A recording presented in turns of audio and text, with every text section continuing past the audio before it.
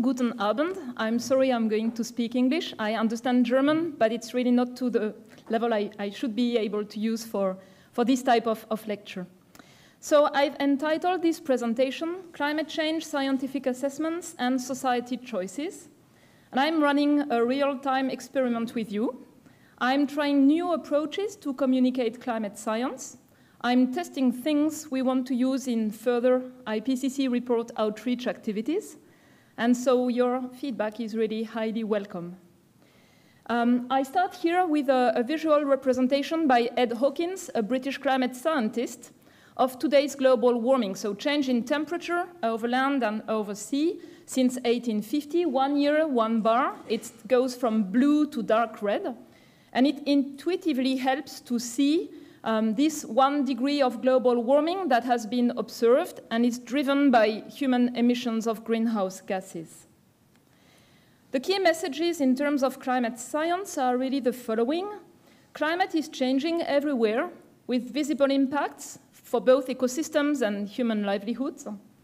It's driven by past and present greenhouse gas emissions.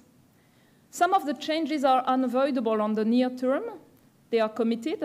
And therefore, it's important to construct adaptation strategies, risk management strategies to reduce risks. And risks depend on our choices in terms of development. On the longer term, for today's young generations, long-term changes will depend drastically on choices for greenhouse gas emission pathways from now onwards. And finally, there are many options to take up action, and these require new mindsets.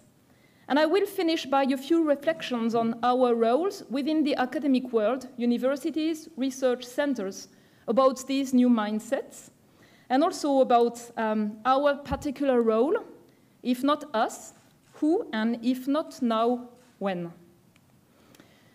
Starting from the core material for scientific assessments, it's the production of new knowledge.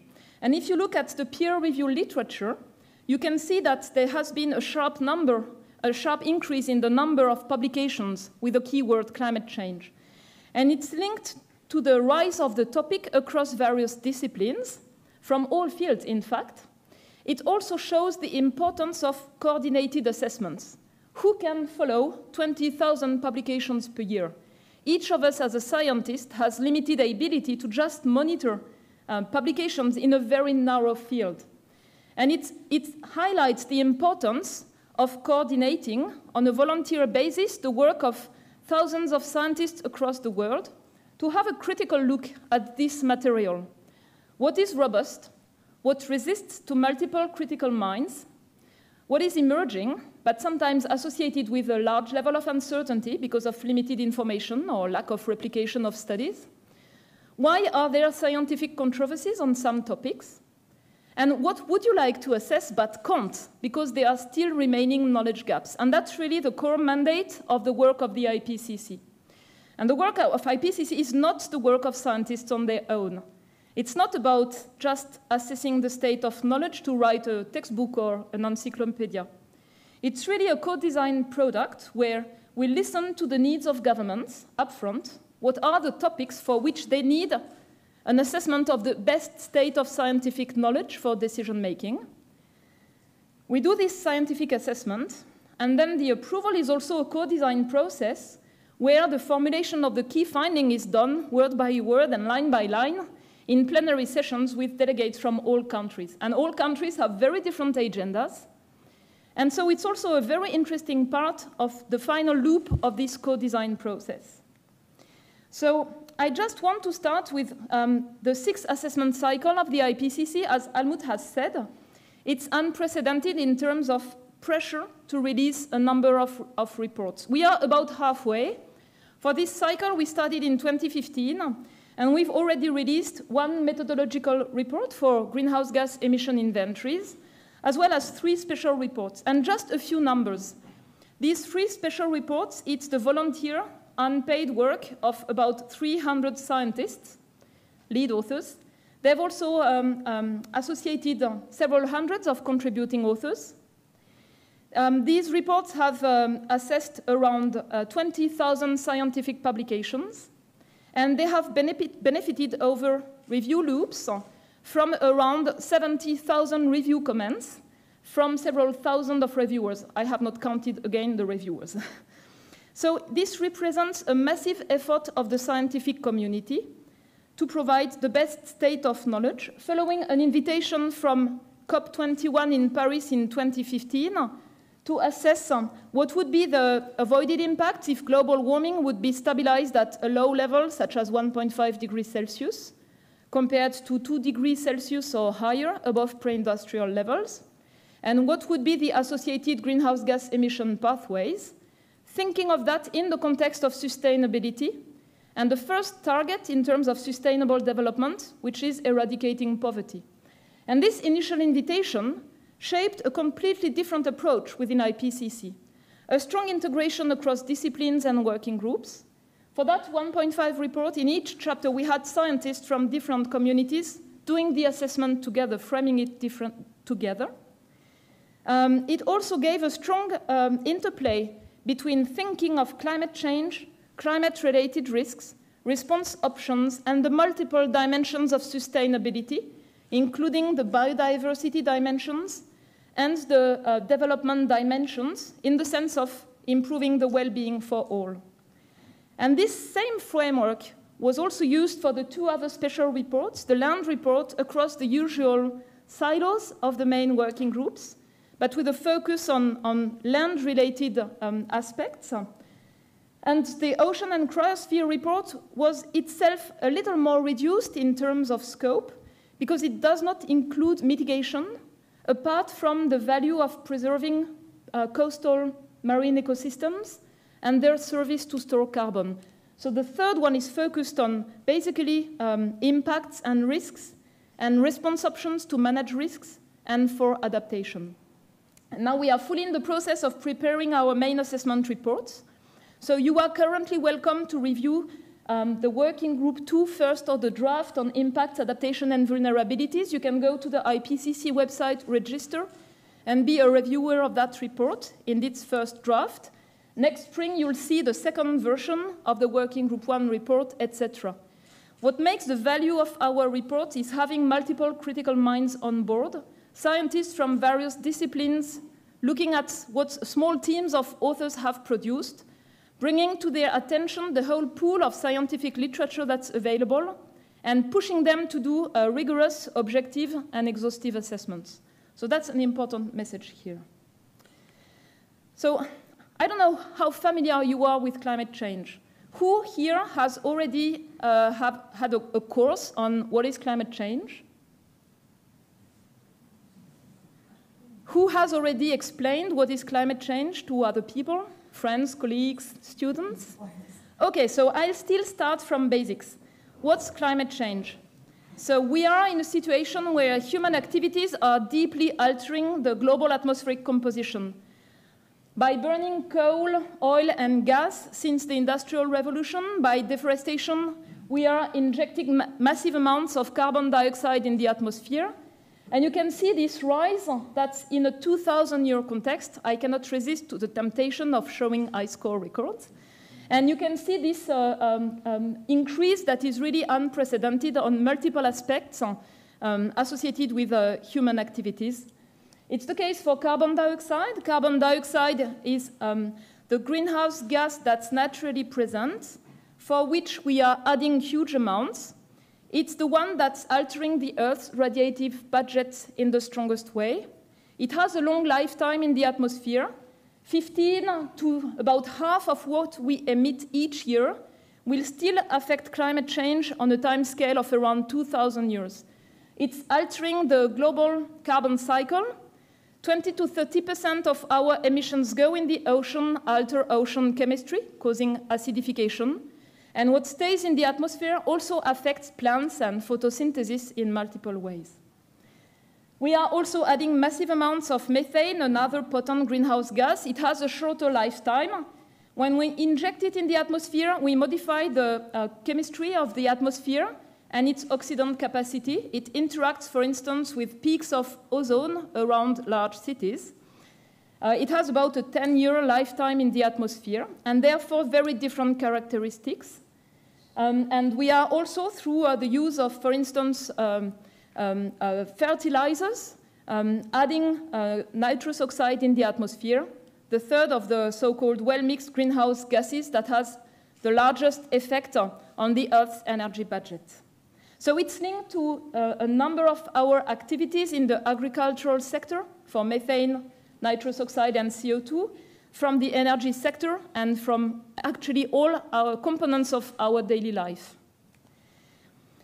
The second thing is that this change in the Earth's atmospheric composition is affecting global climate. Global climate is driven by the Earth's energy budget, as well as exchanges between the ocean and the atmosphere, which is the driver of natural climate variability. If you look at external natural drivers, such as variations in solar activity, or the recurrence of major volcanic eruptions, and the umbrella effect of the associated particles, you can see that if these natural drivers had been on their own, there would have been a slight cooling in the end of the 20th century, especially due to more frequent volcanic eruptions. The key driver of the observed warming is shown here in dark, in black. The key driver of the observed warming is the Earth energy imbalance caused by our emissions of greenhouse gases, partly offset by a cooling effect of our pollution particles. And if you look at the net effect of both natural drivers and human activities, you can see that part of climate trends are predictable. They are a response to factors that affect the Earth's energy budget. There is also superimposed variability, especially linked to exchanges of heat between the ocean and the atmosphere. So, in short, what are we doing?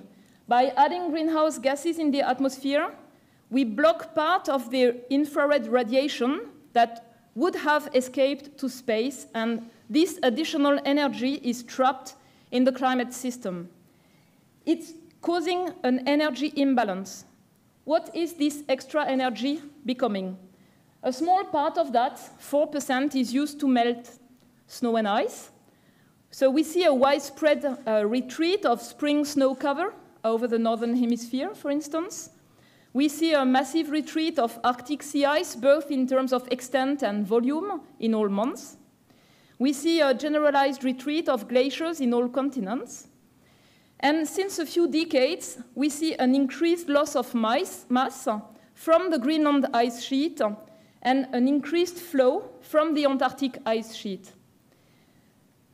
So these are important elements driven by a small fraction of the energy imbalance of the planet. A small amount is warming the atmosphere and the land surface, including frozen soils that are getting warmer. It's about 3% of the imbalance. And most of the additional energy that's trapped in the climate system, more than 90%, goes in the ocean. So the oceans are getting warmer in surface and at depth, and that's the major term of the Earth's energy imbalance. So thanks to better observations of the ocean at depth, we now have a better understanding of the whole climate system energy budget change. So the ocean is helping us. It's absorbing carbon, it's absorbing heat, and this is causing climate change to be irreversible, because the time scale for mixing in the ocean at depth is around 1,000 years. So whatever we do in terms of emissions, these warmer masses of sea will come back to the surface and warm the atmosphere from below. So it's impossible to go back to a pre-industrial climate over a time scale of thousands of years. That's a key element of what we have already caused to the climate system. And of course, when the climate is getting warmer, the characteristics of weather events are changing. One simple example is the probability of having specific temperature conditions in a given place. With a current climate, you have a certain likelihood of having average temperatures, a certain likelihood of having cold days or hot days. And when mean climate conditions are shifting, the likelihood of having extreme cold weather is decreasing. However, the likelihood of having hot weather is increasing a lot, and you encounter, like during last summer, unprecedented and extreme hot climate conditions. So this is one example where you can see how the characteristics of weather events are altered in a changing climate. It's the case for heat waves. It's also the case for heavy rainfall events in many regions. When the atmosphere is warmer, it can hold more moisture. So the same storm occurring now may not have the same characteristics as the same storm occurring 50 years ago. And in regions like the south of France, it's associated with a sharp increase in the intensity of the most extreme rainfall events. So when you look at the multiple dimensions of what is a changing climate, you have changes in global surface temperature, you have changes in the characteristics of extreme events such as heat waves, the recurrence of cold spells, the occurrence of heavy rainfall events. In a warmer climate, you increase the evaporation characteristics because of the ability of a warmer atmosphere to hold moisture differently. So it's also associated with changes in drought characteristics, together with changing patterns of large-scale atmospheric circulation. This is particularly strong in the Mediterranean region, where we observe an increase in the intensity and scale of droughts already. Another characteristic of a warmer climate is a deep modification to the ocean characteristics. An increase in marine heat waves, as we observe over land. These are the events that damage coral reefs, causing bleaching, as well as other marine ecosystems. A strong reduction in Arctic sea ice, as I've mentioned. An increase in the ocean heat content. A decrease in the pH of seawater, getting more acidic. And because warmer seawaters mix less well, it's also leading to a decrease in the oxygen and nutrient content in the water column. So that's also a consequence of a warmer climate. When the ocean gets warmer, it expands, causing sea level to rise. When you have the melt of glaciers, ice sheets, such as in Greenland, or a faster flow of ice, such as in several sectors around Antarctica, ice previously stored over land is melting, and it also contributes to sea level rise. The rate of sea level rise has recently accelerated. Today, the major contributor are glaciers and ice sheets, and the acceleration in the loss of mass from Greenland and Antarctica is responsible for an acceleration in the rate of sea level rise at the global scale. So these are some of the characteristics of a changing climate. Why does it matter to us? Why does the level of warming matter? It matters because of cascading effects. We are affecting the global climate system. It's affecting regional climate characteristics and hazards, including trends and extreme events. Through physical or biogeochemical changes, I've tried to summarize them. It affects ecosystems associated with food production, fisheries, or crop yields over land. It's also affecting natural ecosystems and their services to us. It's affecting people who directly or indirectly depend on these characteristics. And so these cascading effects are particularly important to consider. And the way we make our choices also affects vice versa, these different systems. So if we look at the impacts and risks for specific systems and look at the available knowledge from today's level of warming, about 1 degree at the global scale compared to the end of the 19th century, and every additional half a degree of warming, we look at changes in mean characteristics and hazards, and the interplay with exposure and vulnerability, so as to infer risks. It's not just climate change, it's the assessment of the outcome of the different elements of risk. And you can see that different levels of warming are associated with increases in risks for key systems, such as coral reefs. They are already severely affected in many regions. The assessment is that with an additional half a degree of global warming, 70 to 90% of tropical reefs would be severely degraded, and almost all of them for around 2 degrees of global warming.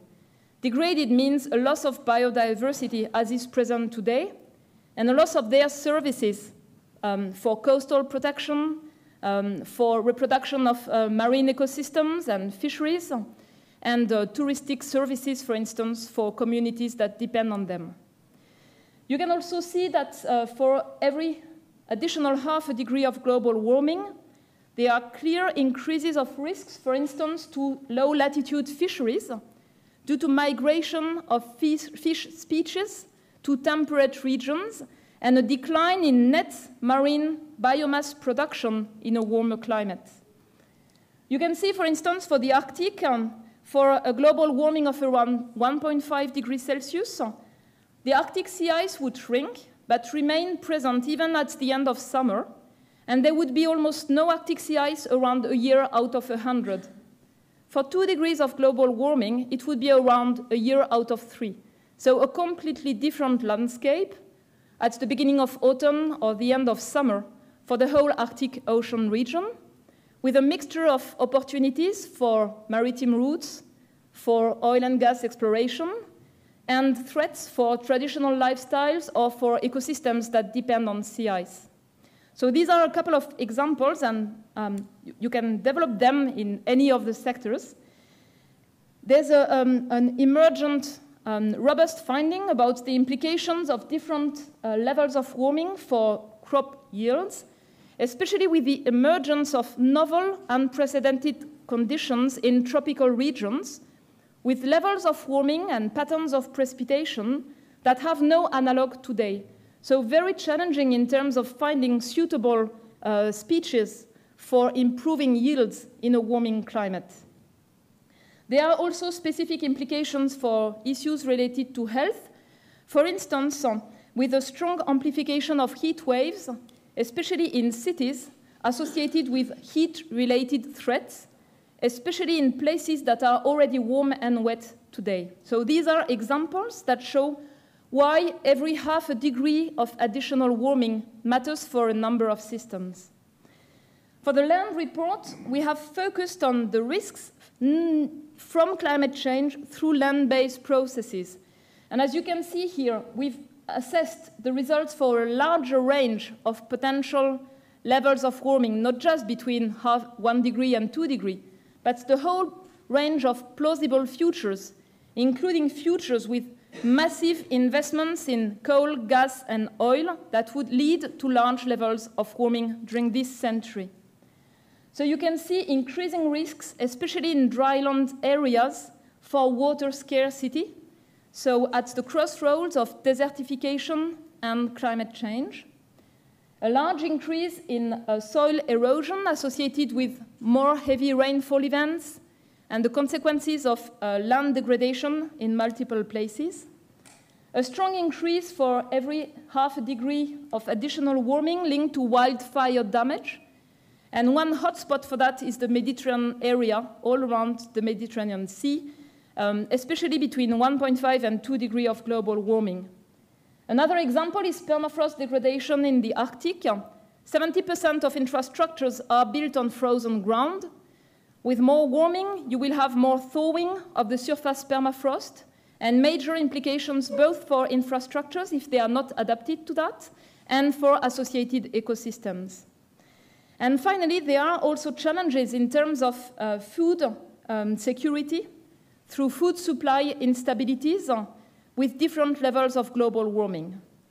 But when we do this assessment, we also show that food insecurity, as defined through access to food and availability of food, for that specific issue, the level of risk does not just depend on the level of global warming, it also depends on our development choices. And this is explored using different contrasted narratives or pathways. For instance, if there's a choice of sustainability with low population growth, reduced inequalities, so people getting out of poverty, food production in systems that are resilient with low emissions of greenhouse gases, regulation of land use, and a high adaptive capacity, it's possible to deal with food insecurity risks to be limited even for a level of warming between 2 and 3 degrees above pre-industrial levels. However, if the choices in development imply growing inequalities, a high population growth, food production in inefficient systems that imply a growing pressure on land. Additional pressures on land, for instance, to produce biomass for energy if energy demand continues to increase, and low adaptive capacity, especially in fragile economies in developing countries, then you can see that for the same level of warming, you will face much larger threats in terms of food insecurity. I move quickly to the ocean ecosystem part, and our report on the ocean and cryosphere has also provided this risk analysis for a number of ecosystems, from warm water coral reefs, as previously, but also moving to kelp forests that are important coastal ecosystems in some regions, or surface marine ecosystems, as well as the abyssal plains. And what we see is that we already affect climate conditions from the top of the mountains to the depths of the sea. But for the ecosystems, some of them will be exposed to major risks for low levels of warming, but with larger levels of warming, it's actually the whole ocean marine life that will be gradually affected, with irreversible consequences, as I explained previously. And one key aspect related to the cryosphere melt and the ocean warming is sea level rise. In scenarios where global warming is around 2 degrees Celsius or less, there would still be significant sea level rise, reaching around 0.5 meter more by the end of the century. In cases where the development is fueled by coal, gas, and oil, and more emissions of all sectors, with a large level of warming, we have revised the sea level projections by 2100 to more than 1 meter, and 5 meters over 2,300. So that's the current state of knowledge. And again, the same level of sea level rise is associated with different risk levels depending on choices and coastal planning, implementation of risk management, and adaptation options. For resource-rich coastal cities, there are options like advance or hard protection. They are cost-efficient, but they require finance and resources for investments. And they can reduce risks even for a high sea level emission scenario. Another example are large tropical agricultural deltas, like in the Mekong River area. Options are different, and risks are associated also with the salinization of coastal waters. And so in that case, for high sea level rise scenarios, response options need to include planned relocation of communities, because the local solutions would not be at scale compared to the implications of sea level rise and inundation risks. And you can also see that for small atoll islands that are urbanized, the potential to reduce risk by adaptation is more limited, even for low levels of sea level rise, and they imply planned relocation, which in that case means moving to another place due to the lack of possibility of moving in the same island with a rising sea level amount. So what I want to stress is that different levels of global warming imply different climate-related risks, but climate-related risks depend on other choices. Choices related to poverty, choices related to development, choices related to preservation of ecosystems and land management. So it's not just a story of climate change, it's a story of climate change and choices in terms of development at the regional scale and at the global scale. So with that, this looks quite technical. And there are multiple ways at looking at that. So my attempt here is, having set the scene, is to have storylines of what are plausible futures that would anchor that in a more human story approach, rather than these more technical or scientific diagrams. So to discuss plausible futures, I use again the barcode, 1 year, 1 bar, the level of warming observed to date from blue to light red, the 1 degree of global warming. And then you can see with this visual representation different amounts of future warming that depend on what is going to be done in terms of greenhouse gas emissions. There are scenarios where greenhouse gas emissions peak with a triangle early on in the next decade. There are scenarios where they peak later on, by the middle of this century. And there are scenarios where they peak very late in this century. Depending on when global greenhouse gas emissions peak, how fast they decrease, and when we reach net zero CO2 emissions, you'll have completely different futures.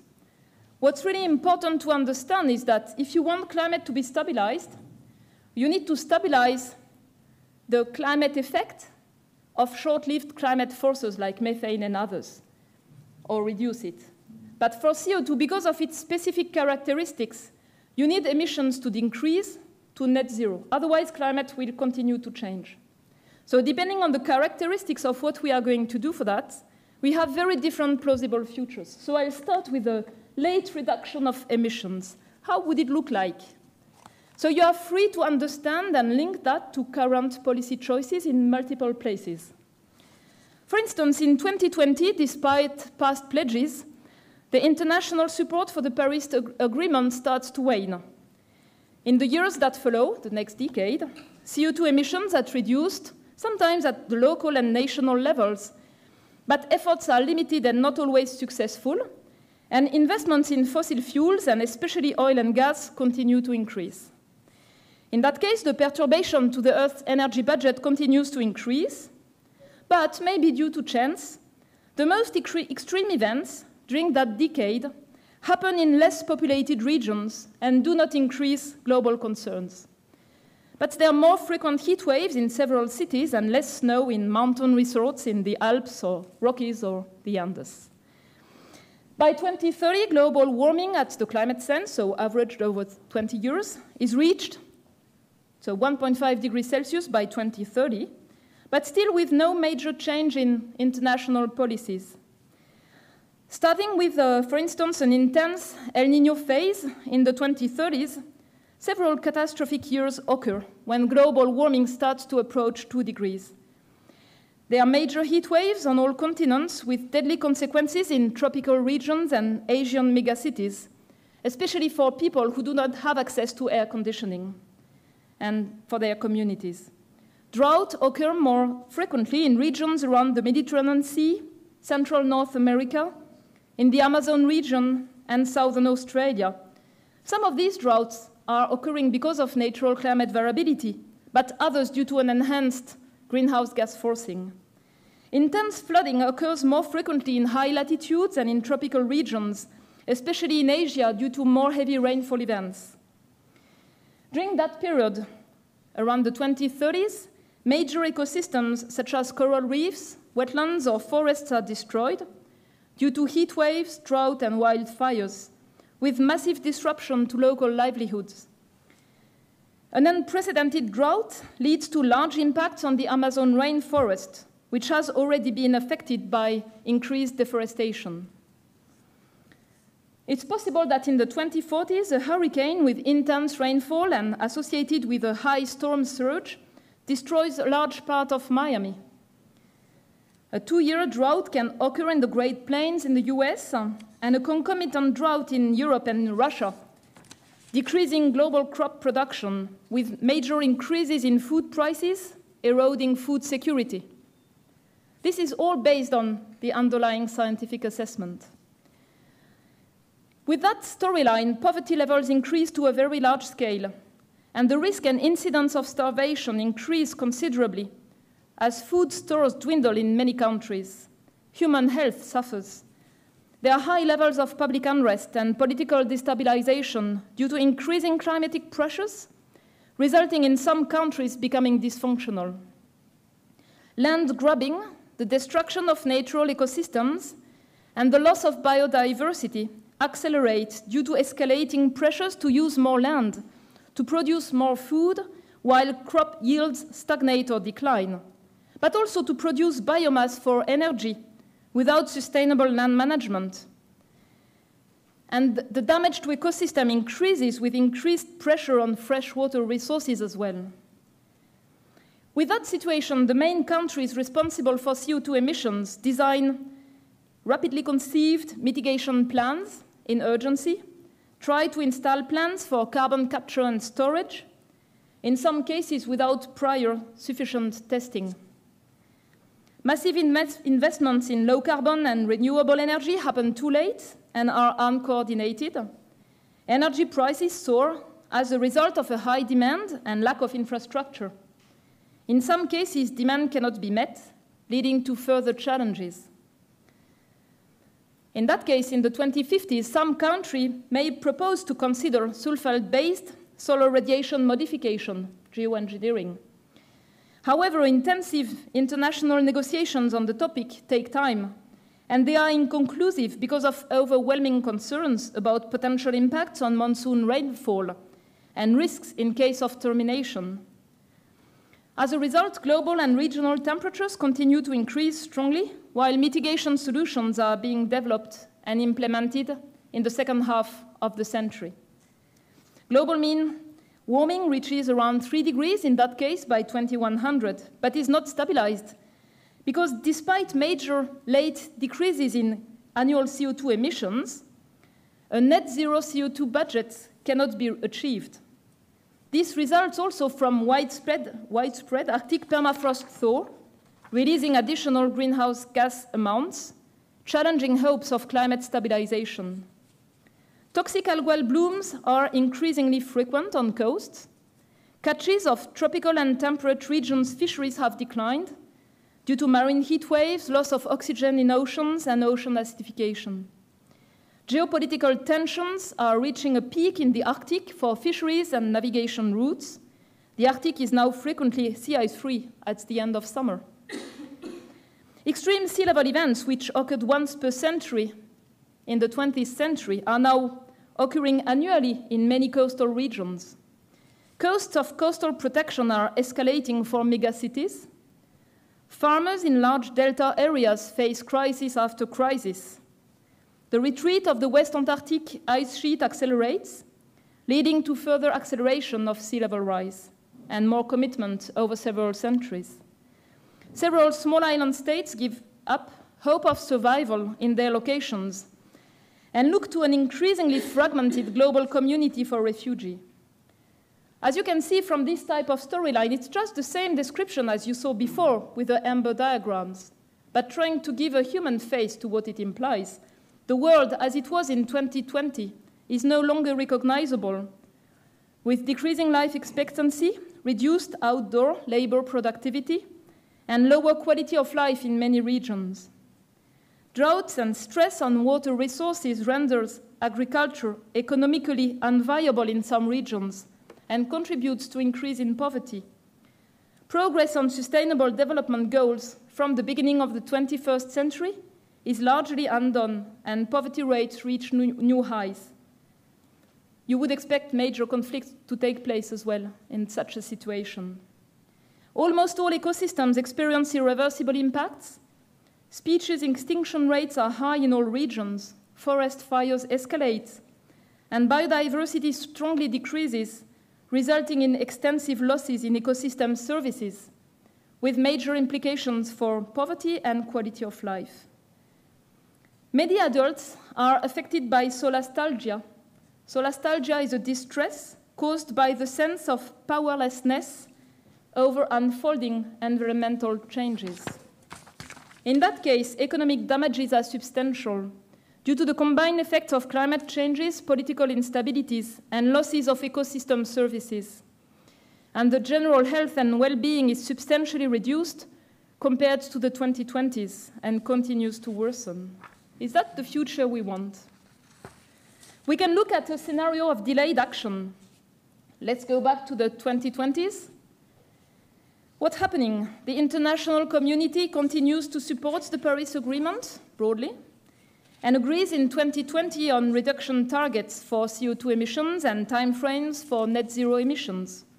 However, this lacks ambition to reach stabilization at 2 degrees of global warming, let alone 1.5. In the 2020s, due to the random aspect of climate variability, global mean surface temperature is already regularly above 1.5 degrees Celsius.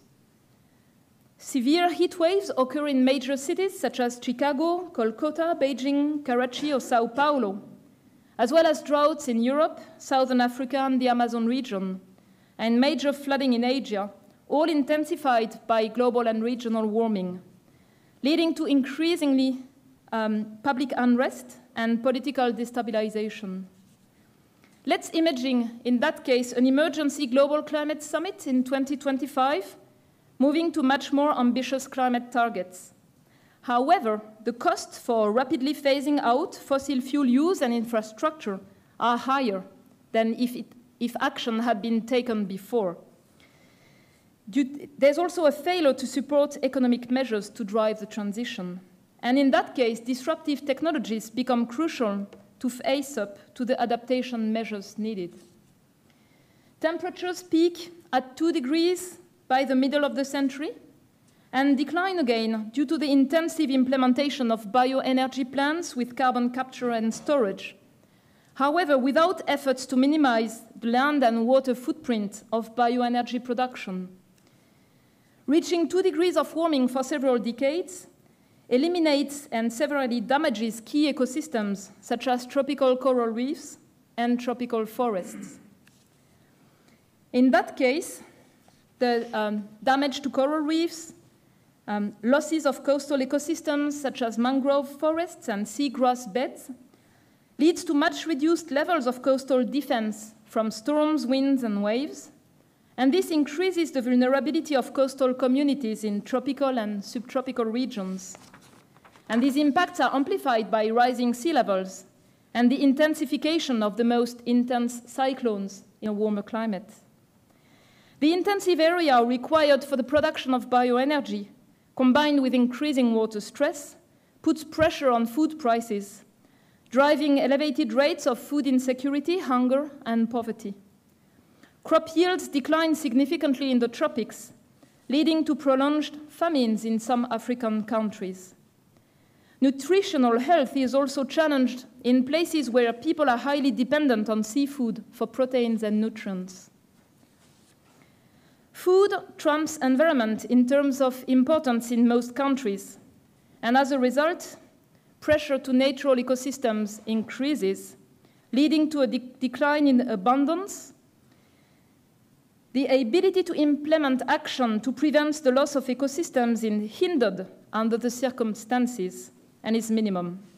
Many natural ecosystems in the Mediterranean, for instance, are lost because of the combined effects of climate change and land use pressure, including fire. In that case, in the delayed action scenario, by 2100, warming has decreased but remains close to 2 degrees above the late 19th century.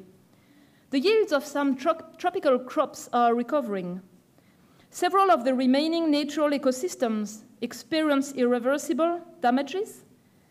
Others have been lost to land use change, with very rapid increase in the rate of species extinction. Migration, planned relocation, forced displacement, and the loss of identity are extensive in some countries, reversing some achievements in sustainable development and human security from the beginning of the 21st century. The total economic impact of climate change are small, but the loss in ecosystem services creates large economic losses, especially at regional scales. The health and well-being of people generally decrease from the 2020s, while the levels of poverty and disadvantage increase considerably. That's a plausible future. We can also look at scenarios of fast reductions in emissions and go back to the 2020s.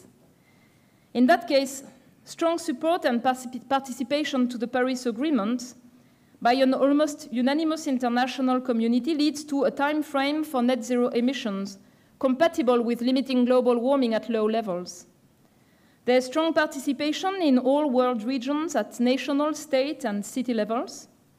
Transport is strongly decarbonized through a shift to electric vehicles, with more cars with electric than combustion engines being sold by the mid of the 2020s. Several industry-sized plants for carbon capture and storage are installed and tested in the beginning of the 2020s as well. Competition for land between bioenergy, food production, and biodiversity conservation is minimized by sourcing bioenergy for capture, carbon, and storage from agricultural waste, algae, and other types of farms. Public health policies include incentives to shift to active mobility and healthy diets. Food production is sustainably intensified with coordinated planning associated with a drastic decrease in food waste. The resulting reduced pressure on land leaves many natural ecosystems relatively intact, supporting continued provision of most ecosystem services.